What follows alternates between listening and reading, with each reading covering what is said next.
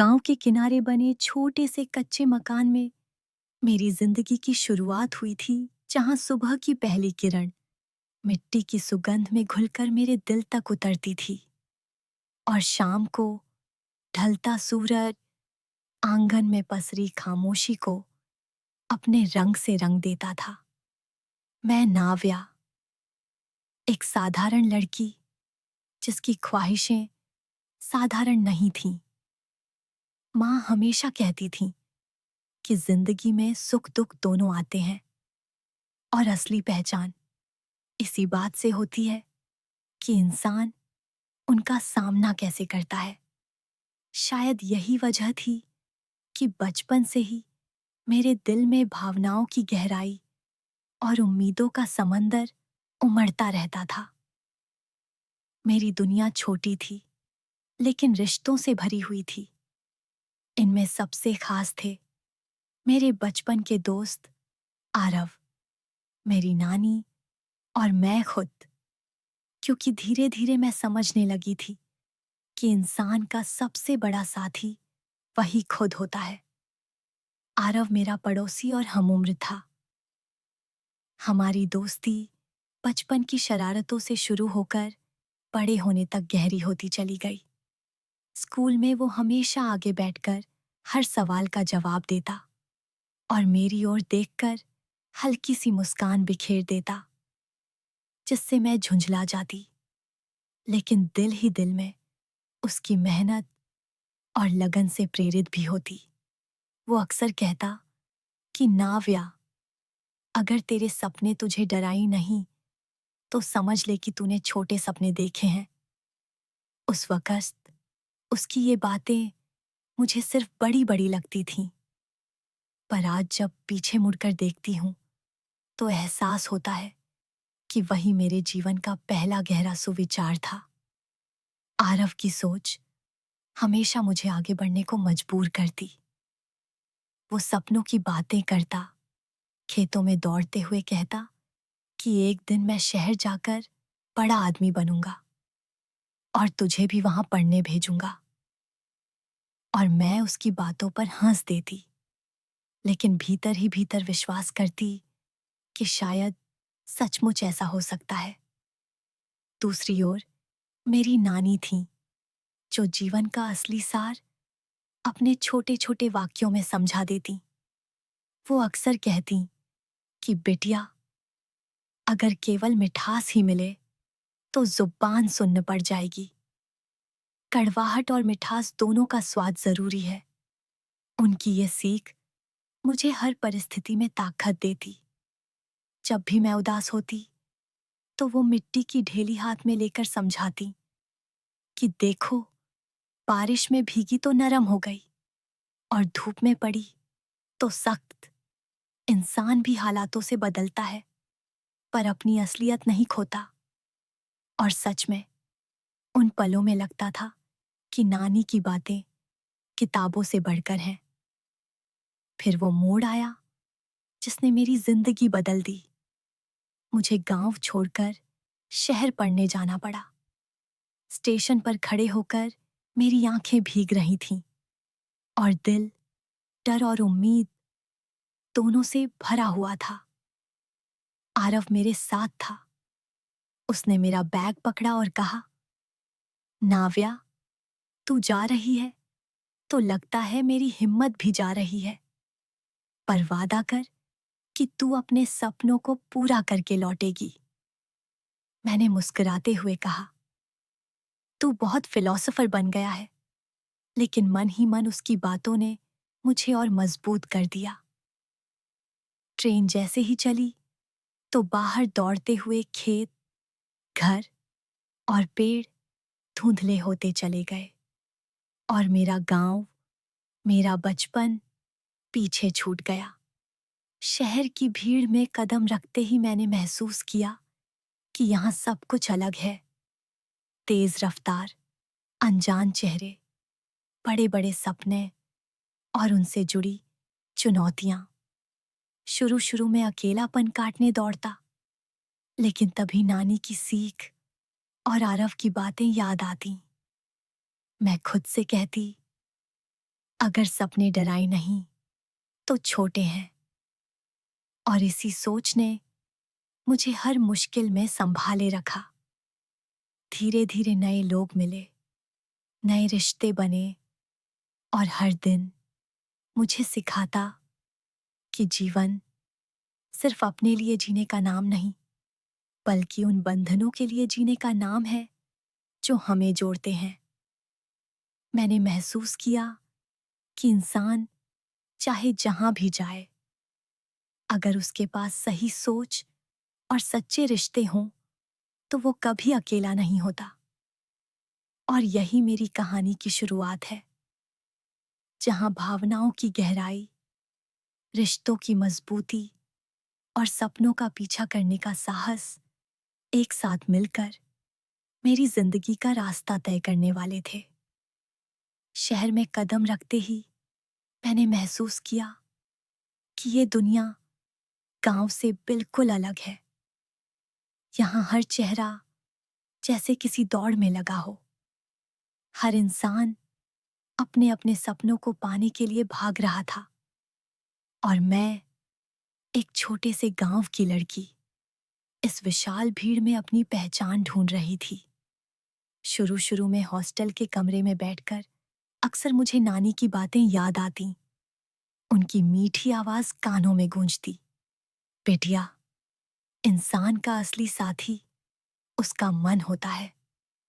अगर मन मजबूत है तो कोई भी अकेलापन टूट नहीं सकता। यही सोचकर मैं खुद को संभालती। पर सच कहूं तो अकेलापन कभी कभी इतना गहरा हो जाता था कि आंसू तक रुकते नहीं थे। उस वक़्त आरव के भेजे हुए पुराने खत निकालती और पढ़ती। उसके लिखे शब्द मुझे ताकत देते। नाव्या, तू जहां भी होगी, तेरे साथ मेरी दुआएं होंगी। तू चाहे जीत हार में फंस जाए, पर हारना मत, क्योंकि तू सिर्फ मेरी दोस्त नहीं, मेरी प्रेरणा भी है। उन पंक्तियों को पढ़ते हुए मैं सोचती कि कैसे एक इंसान सिर्फ शब्दों के जरिए किसी को इतना हिम्मत दे सकता है। धीरे धीरे मैंने खुद को ढालना शुरू किया। क्लासेस में ध्यान देने लगी, नए लोगों से दोस्ती की।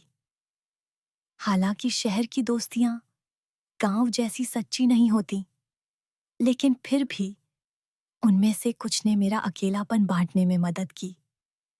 मेरी रूममेट साक्षी थी, जो हमेशा कहती कि नाव्या, तू बहुत गहरी सोच रखती है। तुझे यहाँ के लोग शायद तुरंत न समझें, पर एक दिन सब तेरा मान करेंगे। उसकी बातें सुनकर लगता कि शायद नानी और आरव के बाद कोई और भी है जो मेरी भावनाओं को समझता है। समय गुजरता गया और मैंने महसूस किया कि शहर भले ही तेज हो, पर इंसानियत की कमी नहीं है। बस उसे ढूंढने के लिए धैर्य चाहिए। एक दिन लाइब्रेरी में बैठी थी, जब अचानक सामने की टेबल पर बैठे एक प्रोफेसर ने मुझसे पूछा, तुम्हें सबसे ज्यादा कौन सी किताब पसंद है? मैंने बिना सोचे जवाब दिया, वो जिसमें इंसानियत और भावनाओं की बातें हों। उन्होंने मुस्कुराकर कहा, तो समझो तुम सही जगह आई हो। उस वक़्त मैंने जाना कि किताबें सिर्फ पढ़ने की चीज नहीं होती, बल्कि जीने का तरीका भी सिखाती हैं। मैं रोज नई किताबें पढ़ने लगी। हर किताब से मुझे लगता कि मेरी जिंदगी में एक नया सुविचार जुड़ गया है। जैसे कबीर के दोहे, रहीम के शब्द, प्रेमचंद की कहानियां, सब मुझे कुछ न कुछ नया सिखाते। धीरे धीरे मैं क्लास में भी सबसे आगे आने लगी। प्रोफेसर मेरी मेहनत देखकर तारीफ करते, पर इन सब के बीच दिल में कहीं ना कहीं खालीपन बना रहता, क्योंकि मैं जानती थी कि मेरी सबसे बड़ी ताकत नानी और आरव थे, जिनसे मैं दूर थी। फोन पर जब भी बात होती, आरव कहता, नाव्या, तू मुझे हर बार चौंका देती है। तेरी हिम्मत देखकर लगता है कि मैं भी और मजबूत हो सकता हूं। और मैं सोचती कि ये रिश्ता कितना अनोखा है, एक दूसरे को देखे बिना, बस शब्दों के सहारे हम दोनों एक दूसरे के सपनों की ताकत बने हुए हैं। नानी भी जब बात करती तो हमेशा कहती, बिटिया, जो सीख तू ले रही है उसे भूलना मत। इंसान का ज्ञान ही उसका सबसे बड़ा साथी होता है। और सच में मैंने ये बात अपने दिल में बसा ली थी। फिर मेरी जिंदगी में एक नया मोड़ आया। कॉलेज में वार्षिक समारोह था और मुझे मंच पर भाषण देना था। मैं बहुत नर्वस थी, दिल की धड़कन तेज हो रही थी। लेकिन जैसे ही मंच पर खड़ी हुई और सामने हजारों आंखें देखीं, नानी की आवाज गूंज उठी, डरना मत। अगर सपना डराए तो समझो वो बड़ा है। और मैंने पूरा भाषण पूरे आत्मविश्वास से दिया। मेरे शब्दों में गांव की खुशबू थी, रिश्तों की गहराई थी और भावनाओं की सच्चाई थी। लोग तालियां बजा रहे थे और मुझे लगा कि ये जीत सिर्फ मेरी नहीं, ये मेरी नानी की सीख और आरव के भरोसे की जीत है। उस दिन के बाद मैंने समझा कि अगर इंसान अपने रिश्तों की ताकत को साथ लेकर चले तो वो किसी भी मंच पर अकेला नहीं होता, फिर चाहे वो मंच जीवन का ही क्यों ना हो। इस पूरे सफर ने मुझे सिखाया कि रिश्ते और सुविचार मिलकर इंसान को वो ताकत देते हैं जिसे कोई भी परिस्थिति तोड़ नहीं सकती। और अब मेरी कहानी एक और नए अध्याय की ओर बढ़ रही थी, जहां सपनों के साथ साथ भावनाओं की कसौटी और भी कठिन होने वाली थी। कॉलेज में वह दिन मेरे लिए एक मोड़ की तरह था, जब मैंने पहली बार मंच पर खड़े होकर आत्मविश्वास से बोला और लोगों ने तालियों की गड़गड़ाहट से स्वागत किया। उस पल लगा जैसे मैंने अपने भीतर छुपे डर को हराकर खुद को पा लिया हो। पर जिंदगी की राहें इतनी सीधी कहाँ होती हैं। असली परीक्षा तो आगे मेरा इंतजार कर रही थी।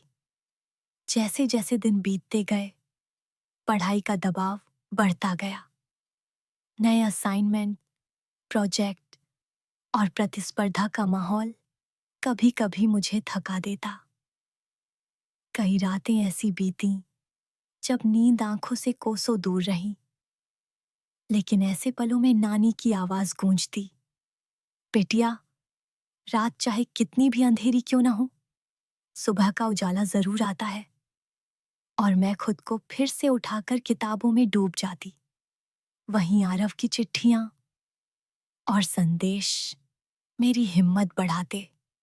वो हमेशा कहता, नाव्या, याद रख, तू सिर्फ अपने लिए नहीं पढ़ रही, तू उन सबके लिए मेहनत कर रही है जो तुझ पर भरोसा करते हैं। उसकी ये बात मेरे दिल को छू जाती और मैं खुद को कमजोर पड़ने नहीं देती। पर इस तेज रफ्तार शहर में मैंने एक और चीज सीखी। हर इंसान अकेले अपने सपनों के लिए नहीं दौड़ता। उसके पीछे रिश्तों की ताकत छिपी होती है। चाहे वो माँ की दुआ हो, पिता का विश्वास हो या दोस्त का साथ हो। और यही मुझे हर बार नया जोश देता। एक दिन लाइब्रेरी से लौटते समय रास्ते में देखा कि एक छोटी बच्ची जमीन पर बैठी रो रही है। पास जाकर पूछा तो पता चला कि उसके पास किताबें खरीदने के पैसे नहीं हैं, जबकि वो पढ़ना चाहती है। उस पल मैंने अपने बैग से अपनी कुछ किताबें निकालकर उसे दे दी। उसकी आंखों में चमक देखकर लगा कि असली ज्ञान वही है जो बांटा जाए। उस दिन रात को डायरी में लिखा, अगर हम अपने ज्ञान और अनुभव दूसरों के साथ बांटें तो वही जिंदगी का सबसे बड़ा सुविचार बन जाता है। शायद यही वजह थी कि धीरे धीरे मैं कॉलेज में सिर्फ एक स्टूडेंट नहीं रही। लोग मुझे एक प्रेरणा मानने लगे। कई जूनियर मेरे पास आकर पूछते कि तनाव में कैसे पढ़ाई करें, तो मैं उन्हें वही बातें बताती जो नानी और आरव ने मुझे सिखाई थीं। समय ने मुझे सिखा दिया कि जो सीख हमें मिलती है वो अकेले हमारे लिए नहीं होती, बल्कि दूसरों के काम आने के लिए होती है। इसी बीच आरव से मेरी दूरी और भी बढ़ने लगी, क्योंकि गांव में उसके ऊपर भी परिवार की जिम्मेदारियां बढ़ रही थीं। हम पहले जितना बात नहीं कर पाते थे, पर जब भी बात होती तो उसके शब्दों में वही अपनापन होता। एक बार उसने कहा, नाव्या, मैं जानता हूं तू शहर में कितनी मेहनत कर रही है, पर कभी भूल मत कि असली जड़ें तेरे गांव में हैं, वही तेरी ताकत है। उसकी ये बात मेरे दिल में गहराई तक उतर गई। सच भी था, शहर मुझे सपनों के पंख दे रहा था, लेकिन उड़ने की हिम्मत मुझे गांव से ही मिली थी। नानी की गोद से ही मैंने सीखा था कि रिश्ते ही इंसान की सबसे बड़ी पूंजी होते हैं। इसी बीच मेरी पढ़ाई का आखिरी साल आया और उसके साथ ही करियर का दबाव भी। प्लेसमेंट के इंटरव्यू, प्रतियोगिता और अनगिनत तैयारियां। हर बार घबराहट होती, लेकिन जैसे ही मैं आईने में खुद को देखती तो नानी का चेहरा सामने आ जाता और उनकी आवाज सुनाई देती, बिटिया, तू कमजोर नहीं, तू वही मिट्टी है जो हर हाल में अपनी खुशबू बनाए रखती है। और मैं मुस्कुरा देती। फिर एक दिन वो आया जिसका मुझे इंतजार था। मेरा इंटरव्यू था। पूरे कमरे में सन्नाटा और मेरे सामने बैठे अधिकारी, उन्होंने सवाल पूछना शुरू किया। मैं घबराई, लेकिन फिर याद किया कि मंच पर तालियां बज रही थीं और मैंने खुद को साबित किया था। बस वही आत्मविश्वास फिर से जगा और मैंने हर सवाल का जवाब दिल से दिया। जब इंटरव्यू खत्म हुआ तो बाहर निकलते ही मेरे मन में यही ख्याल आया कि जीत चाहे बड़ी हो या छोटी, वो सिर्फ मेहनत से नहीं, बल्कि रिश्तों की ताकत और सुविचारों की सीख से मिलती है। और यही मेरे जीवन का सबसे बड़ा सबक था कि अगर इंसान अपने सपनों की राह पर रिश्तों और सही सोच को साथ लेकर चले तो कोई भी मंजिल दूर नहीं रहती। लेकिन असली कहानी अब शुरू होने वाली थी, क्योंकि सपनों के पूरे होने के बाद असल चुनौती थी उन्हें जिंदगी में सही ढंग से निभाना। गांव की पगडंडियों पर अब मौसम बदलने लगा था। खेतों में सुनहरी फसलें झूम रही थीं और हवा में मिट्टी की महक के साथ एक अजीब सा सुकून घुला हुआ था। मगर रवि और अनन्या के दिलों में जो उथल पुथल चल रही थी, वो इन खेतों की हवा से भी ज्यादा तेज थी, क्योंकि पिछले दिनों जो कुछ उनके बीच हुआ था उसने उन्हें और गहराई से जोड़ दिया था, पर साथ ही कई सवाल और चुनौतियां भी खड़ी कर दी थीं। रवि अक्सर सोचता कि क्या सच में दुनिया की परवाह किए बिना इंसान को अपने दिल की सुननी चाहिए। और जब भी अनन्या उसकी आंखों में देखती तो उसे लगता मानो सारे सवालों के जवाब उसी नजर में छिपे हैं। अनन्या को भी लगता कि वह रवि की वजह से अब पहले जैसी साधारण लड़की नहीं रही। उसमें आत्मविश्वास आया है, सपने आए हैं और जीवन के प्रति एक नई सोच जागी है। मगर मन के किसी कोने में उसे डर भी सताता कि कहीं समाज का बोझ और लोगों की बातें उनके बीच दीवार न खड़ी कर दें। ऐसे में उनकी मुलाकातें और भी खास होने लगीं। कभी खेत की मेड़ों पर बैठकर वो दोनों जीवन के किस्से साझा करते, कभी गांव के कुएं के पास खड़े होकर भविष्य की बातें करते। और हर बार अनन्या अपने मन की उलझनों को रवि के सामने खोल देती, जिस पर रवि उसे समझाता कि अगर रास्ता सही है तो सफर चाहे कितना भी कठिन क्यों ना हो, मंजिल जरूर मिलेगी। ये बातें अनन्या के दिल में सुविचार की तरह उतर जाती, जैसे किसी किताब का मोती। और वो हर बार यही महसूस करती कि उसका जीवन सच में बदल रहा है। धीरे धीरे उनके रिश्ते की गहराई गांव के और लोगों को भी महसूस होने लगी। कुछ लोग ताना कसते तो कुछ लोग चुपचाप मुस्कुराकर निकल जाते, पर दोनों ने ठान लिया था कि बाहरी शोर उन्हें तोड़ नहीं पाएगा, बल्कि और मजबूत बनाएगा। एक दिन गांव में मेले का आयोजन हुआ, जहां चारों तरफ चहल पहल थी। रंग बिरंगे झूले, मिठाइयों की दुकानें और लोकगीतों की धुन से पूरा वातावरण जादुई हो गया था।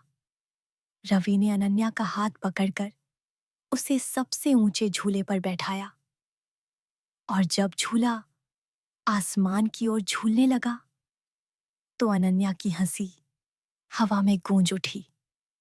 उस हंसी ने रवि के दिल को इस तरह छुआ कि उसे लगा मानो उसने जीवन की सबसे बड़ी खुशी पाली हो।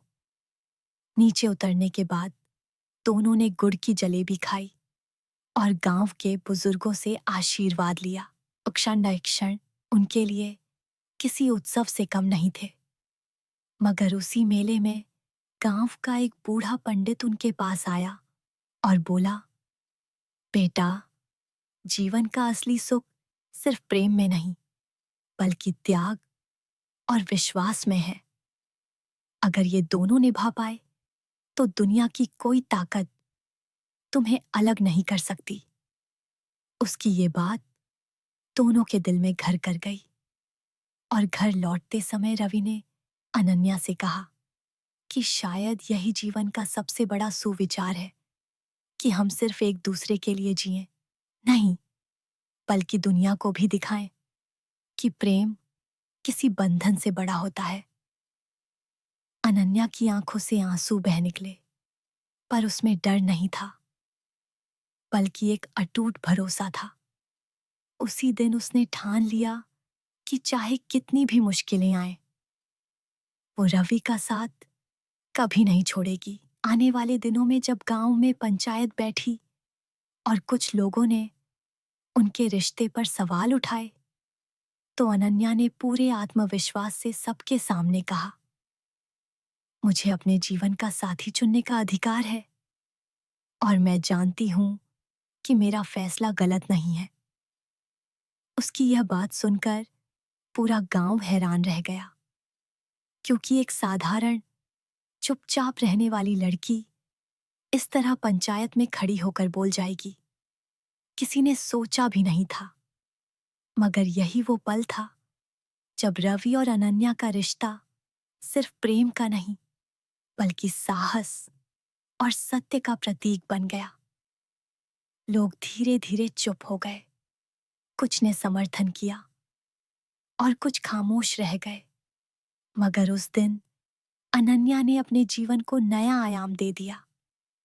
उस रात दोनों ने आसमान में तारों को निहारते हुए प्रण लिया कि अब उनका हर कदम दूसरों के लिए मिसाल बनेगा, और प्रेम को सिर्फ एहसास नहीं, बल्कि सुविचार और संघर्ष की ताकत बनाएंगे।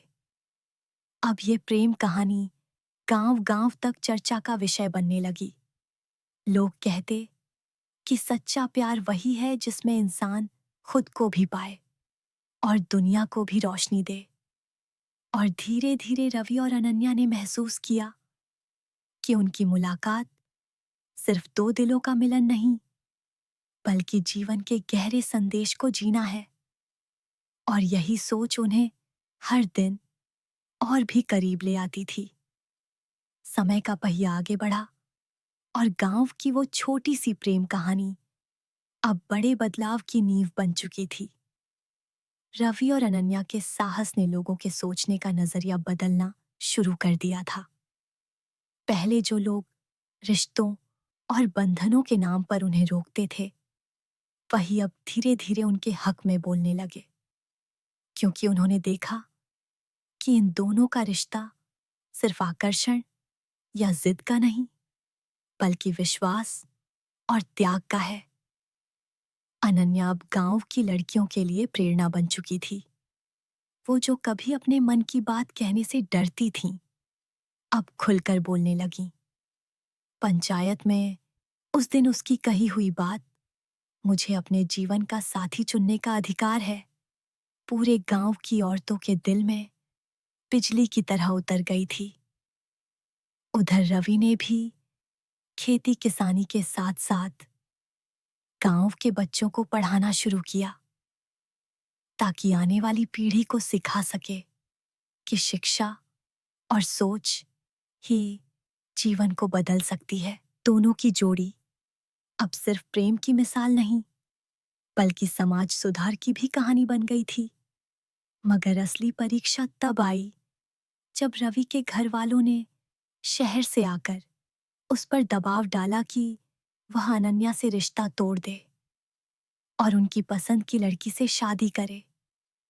रवि ने साफ मना कर दिया और कहा कि जीवन साथी मैं चुनूंगा, क्योंकि साथ निभाना मुझे है। यह सुनकर उसके पिता गुस्से से कांप उठे, पर मां की आंखों में कहीं न कहीं संतोष था, क्योंकि वो देख रही थी कि बेटा सही पर खड़ा है। उस रात रवि बहुत बेचैन था, पर अनन्या ने उसका सिर अपनी गोद में रखकर कहा, अगर लड़ाई सही है तो डरना मत, सच्चा प्यार कभी हारता नहीं। उसकी ये बात सुनकर रवि के मन का बोझ हल्का हो गया। धीरे धीरे हालात बदलते गए, घर वालों को मानना पड़ा और पूरे गांव ने उनकी शादी का उत्सव देखने का सपना सजाना शुरू किया। शादी के दिन जब रवि और अनन्या मंडप में बैठे, तो चारों तरफ सिर्फ खुशियां थीं। फूलों की खुशबू, ढोल नगाड़ों की आवाज और मेहमानों की भीड़ ने माहौल को उत्सव जैसा बना दिया। लेकिन असली सुख उस पल था जब दोनों ने एक दूसरे की आंखों में देखा और मन ही मन कहा कि यह सफर सिर्फ दो लोगों का नहीं, बल्कि पूरे समाज के लिए एक नया संदेश है। शादी के बाद उनकी जिंदगी फिर से खेतों, मेले, पढ़ाई और सपनों से भर गई।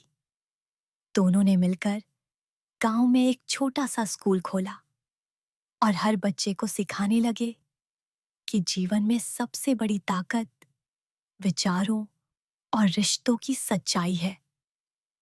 अनन्या अक्सर बच्चों से कहती, अगर दिल साफ हो तो रास्ते खुद ब खुद साफ हो जाते हैं।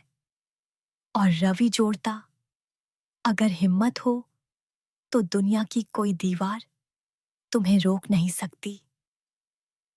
धीरे धीरे ये सुविचार बच्चों के साथ साथ पूरे गांव में फैल गए और लोग कहने लगे कि ये दोनों सिर्फ पति पत्नी नहीं, बल्कि जीवन की किताब के अध्याय हैं, जिनसे हर कोई सीख सकता है। सालों बाद जब दोनों बुढ़ापे की ओर बढ़े, तो एक शाम खेत की मेड़ पर बैठकर तारे गिन रहे थे। रवि ने मुस्कुराते हुए कहा, अनन्या, हमने सच में अपना जीवन व्यर्थ नहीं किया। हमसे लोग सिर्फ प्यार करना ही नहीं, बल्कि जीना भी सीखते हैं। अनन्या ने उसका हाथ थामते हुए कहा, यही तो सबसे बड़ी जीत है कि हम प्रेम को सुविचार और सुविचार को प्रेरणा बना पाए। और उस पल की शांति ने मानो उनके जीवन के सारे संघर्षों को आशीर्वाद दे दिया। हवा में बहते खेतों की खुशबू, तारे और उनके साथ की मुस्कुराहट ने यह कहानी पूरी कर दी कि सच्चा प्रेम सिर्फ दो दिलों का मेल नहीं, बल्कि एक ऐसी रोशनी है जो पूरी दुनिया को दिशा दिखा सकती है। और यही सोच उनकी कहानी को अमर बना गई, वो अमर बना दी।